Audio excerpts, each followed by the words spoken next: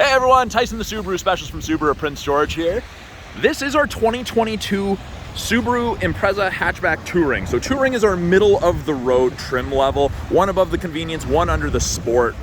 So on the exterior, big differences versus the convenience. You get your alloy wheels. That's the first way you can tell you're not looking at an entry-level Impreza here. I actually quite like the blue. I believe this is the Island Blue.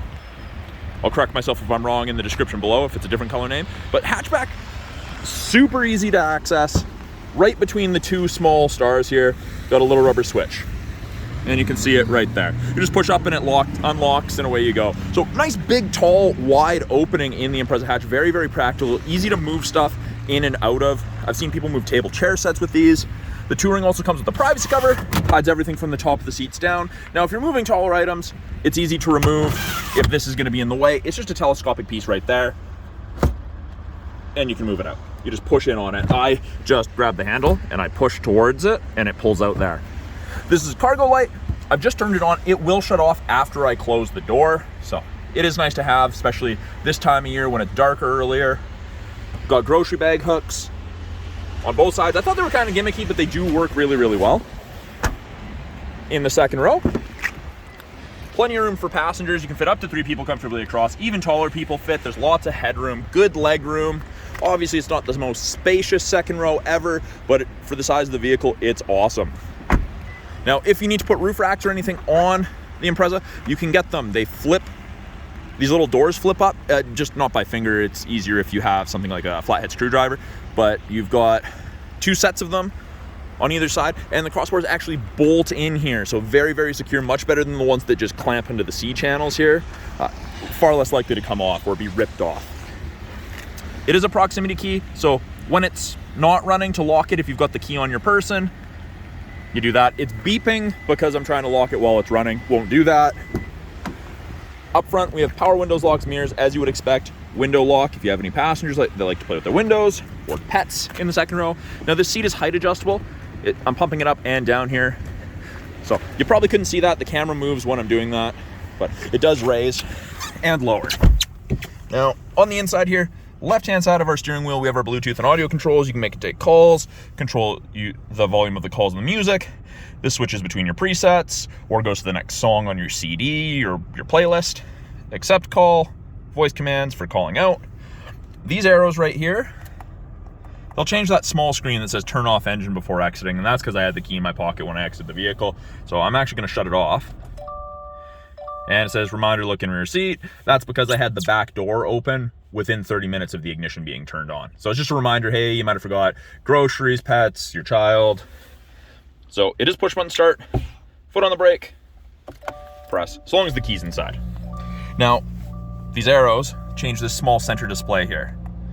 So you can go into settings, you can get fuel economy for trip A, trip B, time running versus distance traveled, back to digital speedo. I personally think the digital speedo, the way I sit, it cuts off the top portion of the analog speedo.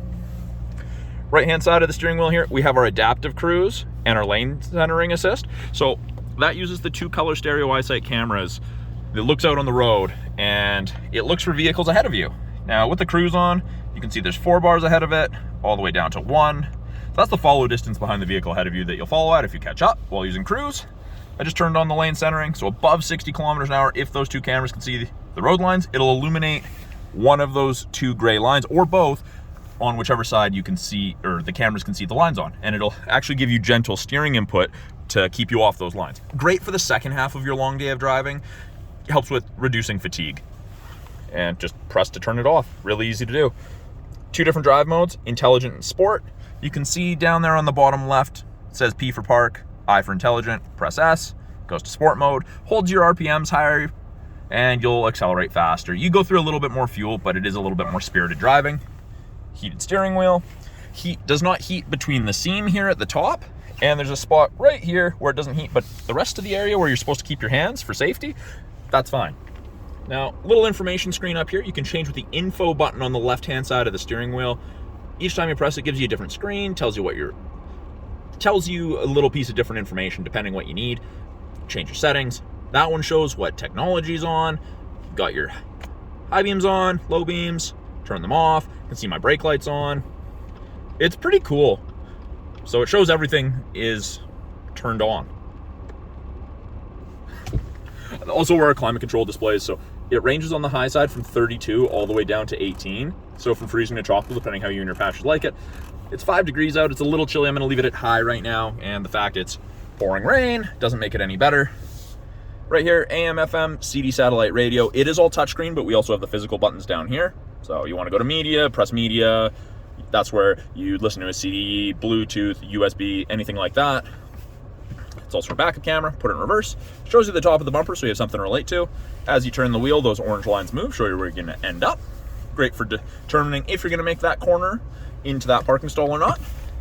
Climate controls are adjusted from down here. We've got our temperature, fan strength, and mode is where the airflow comes from. So I twist it and it changes the arrow on the person, indicating where the airflow is.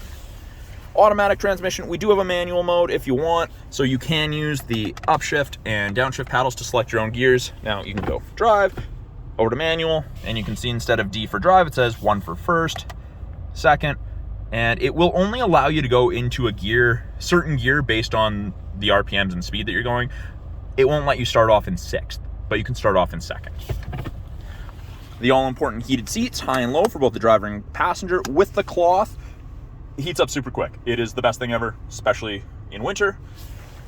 Up top, a few more eyesight camera things. We've got our lane sway assist, and we've got our automatic emergency braking. So this one beeps if you start changing lanes without signaling, crossing lines. This is the one that is designed to stop you from hitting pedestrians and other motorists in the event of an accidental loss of attention, or someone pulls out ahead of you and you're not looking. It's designed to help stop that. Can't guarantee it's going to stop you, but you're 60% less likely to be involved in a vehicle collision and 30% less likely to be involved in a collision with a pedestrian. So it's awesome. And in BC here, it saves you 10% on insurance. You do get a 3-year trial to connected services, SOS, roadside. You'll also be able to remote start your car from your phone, tablet, desktop, laptop through the My Subaru app, which is really easy to set up. Once you register the vehicle, you get an email and it kind of walks you through all the steps.